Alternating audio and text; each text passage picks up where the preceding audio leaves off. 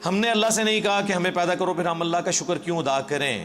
بالکل یہی سوال میں نے غامدی صاحب سے بھی کیا تھا, انہوں نے اس کا جواب دیا, اور پھر اس میں میں نے کچھ ویلیو ایڈیشن بھی کی تھی. میری یوٹیوب کے پر آپ ویڈیو دیکھ لیں, اللہ نے مجھے میری مرضی کے بغیر کیوں پیدا کیا. اس ٹائٹل سے بھی ہے اور اس ٹائٹل سے بھی ہے, غامدی صاحب سے اللہ کے متعلق ایک مشکل سوال. تو اس کا لاجیکل آنسر دیتے ہیں ہم. قرآن اس کا جو آنسر دیتا ہے وہ تو دو ٹوک ہے, لا یسأل عما یفعل وہم یسألون. اللہ کو کوئی پوچھ نہیں سکتا کہ اللہ نے یہ کام کیوں کیا, وہ ہر ایک کو پوچھ سکتے ہیں کیونکہ وہ کریٹر ہے. اللہ نے تو اس سوال کو بین کیا ہے. اس کا جواب یہی ہے کہ جو اللہ کی مرضی. اچھا اب آ جائیں لاجیکلی, چونکہ پورے قرآن کا ایک مقدمہ ہے نا, اللہ کا شکر میں کیوں ادا کروں. اس لیے میرے بھائی, آج بھی اگر آپ کو کوئی یہ آفر کرے, پہلے تو چھوڑ دیں کہ تم اپنی 50-60 سال کی زندگی میں بس یہ ایک موٹی موٹی چیزوں کا خیال رکھ لو, روزانہ 5 وقت کی نماز ہے, رزق حلال اور حرام میں فرق کرنا ہے, شریعت کی چند ایک پابندیاں ہیں, سیکس ڈسپلن ہے جس میں ہمارا ہی فائدہ ہے کہ ہم کوڑ کوڑ کے زندگی نہ گزاریں, ایک ہارمونی کے ساتھ زندگی گزاریں. تو پھر ہمیشہ کی زندگی تمہیں دوں گا جس میں تمہیں موت نہیں آئے گی, کوئی پریشانی نہیں آئے گی, کوئی بڑھاپا نہیں آئے گا, اور تمہاری مرضی کی زندگی ہوگی. یہاں تو تم 5 مرلے کے پلاٹ کی خاطر ذلیل ہوتے ہو, اور وہاں پہ سب سے آخر میں جو دوزخ سے نکال کے جنت میں جانے والا جنتی ہے, بخاری مسلم میں آیا, اسے بھی اس پلانٹ ارتھ سے 10 گنا بڑی جنت دی جائے گی. پلانٹ ارتھ جس کا صرف سرکمفرنس ہی 40,000 کلومیٹر ہے, یعنی آپ یہاں سے چلیں نا تو 40,000 کلومیٹر کے بعد آپ واپس یہاں پہنچتے ہیں. اس سے 10 گنا بڑی جنت سب سے چھوٹے جنتی کو ملے گی جس نے آخر میں جنت میں داخل ہونا ہے اپنا لاکھوں سال کا عذاب بھگت کے, اور جس نے بغیر حساب و کتاب کے جنت میں جانا ہے, یا جس کی نیکیاں اس کے گناہوں پر حاوی ہوں گی اس نے جانا ہے, اس کی تو جنت کا کوئی امیجن نہیں.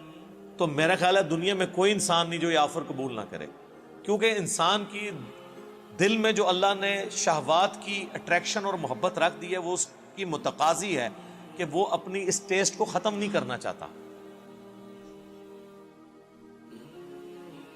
کس کی خواہش ہے کہ وہ اچھا کھانا نہ کھائے اور ہمیشہ کھاتا رہے مرتے دم تک؟ دنیا میں تو پاسبل نہیں ہے. کھانا پینا چھوٹ جاتا ہے, بیماریاں ہو جائیں تو خریدنے کی قوت کے باوجود آپ کھا پی نہیں سکتے. دنیا میں ارب پتی لوگ ہیں جو نمک مرچ والا کھانا بھی نہیں کھا سکتے, معدہ اجازت نہیں دیتا. اللہ نے سب کو بیلنس رکھا ہوا ہے, کسی کو ایک معاملے میں اوپر کیا تو دوسری طرف سے اس کی آواز نکال دی ہے. آپ کو میں پاکستان میں اس وقت امیر ترین لوگ کئی ایسے بتا سکتا ہوں جو پیمپر باندھتے ہیں, اور ان کی لوگ گاڑیوں کے اوپر, ان کے جہازوں کے اوپر, ان کی دولتوں پہ, ان کے پلاٹس پہ رش کر رہے ہوتے ہیں, لیکن وہ اپنا پیشاب نہیں روک سکتے. تو انسان کی کیا اوقات ہے؟ لیکن آخرت میں کچھ نہیں ہے, آخرت میں پیشاب ہے ہی نہیں. صحیح مسلم کا آپ جنت والا چیپٹر پڑھ لیں, اور مشکات شریف میں آپ کو 30 جلد میں جنت سے متعلق ساری احادیث بخاری, مسلم, ابو داؤد, ترمذی, نسائی, ابن ماجہ, باقی کتابوں سے ملیں گی کہ جنت میں خوشبودار ڈکار آئے گی اور کھانا ہضم. پیشاب کرنے کی جو تکلیف ہے نا, یہ بھی نہیں انسان کو اٹھانی پڑے گی, کیونکہ جنت میں تکلیفیں آئی نہیں ہیں. اور جنت میں آپ کا پیٹ کا بھرنا نہ بھرنا یہ آپ کی مرضی سے ہے. آپ لذت کے لیے کھائیں گے. دنیا میں تو آپ لذت والی چیز تھوڑی دیر کھائیں تو پھر پیٹ جواب دے جاتا ہے. نہیں, جنت کی کسی نعمت کو فنا نہیں ہے. آم توڑ کے کھائیں گے پھر آم دوبارہ اگ جائے گا اسی وقت ہی, کسی چیز نے ختم نہیں ہونا. اتنی بڑی بڑی نے, اور سب سے بڑی بات کن فیکون جو اللہ کی کوالٹی ہے وہ کسی درجے میں اللہ تعالیٰ اپنی مخلوق کو اس حوالے سے دے دے گا کہ اس کی خواہشات کی تکمیل ہوگی جنت میں. جو خواہش کرے گا, جو سوچے گا اس کے سامنے آ جائے گا. یہ تو کوالٹی صرف اللہ کی ہے, لیکن انسان کو اللہ تعالیٰ یہ کوالٹی وہاں پہ دے دے گا. تو یہ کتنا سستا سودا ہے, چند سالوں کی زندگی دے کے ہمیشہ کی زندگی حاصل کر لینا. نہ ختم ہونے والی.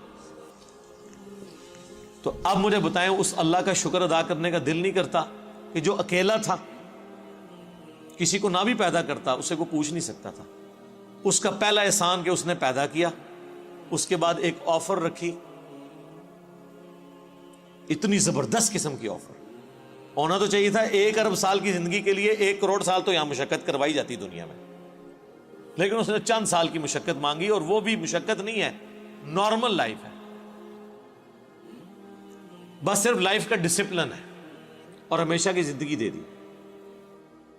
تو جو اللہ اکیلا ہونے کے باوجود اپنے ساتھ اتنے لوگوں کو آفر دے کہ آؤ میں تمہیں وہ کوالٹیز دوں گا جو میری کوالٹیز ہیں. موت کسے نہیں آتی؟ اللہ کو. انسان کو بھی موت نہیں آئے گی. دیکھیں نا, یہ تھوڑی بات ہے, دنیا میں موت آنی ہے نا, جنت میں موت نہیں ہے. صحیح بخاری میں حدیث ہے کہ موت کو مینڈے کی شکل میں لا کے جہنم اور جنت کے درمیان ذبح کر دیا جائے گا, اور ندا کی جائے گی جنتیوں مبارک ہو, آج کے بعد تمہیں کبھی موت نہیں آئے گی, بے فکر ہو کے زندگی گزارو. اور جہنمیوں کی حسرت میں اضافہ ہوگا کہ تمہیں بھی موت نہیں آئے گی, تم بھی اس تکلیف میں زندگی گزارو. اللہم لا تجعلنا منہم, اللہم اجرنا من النار, ربنا اصرف عنا عذاب جہنم ان عذابها کان غراما. آمین.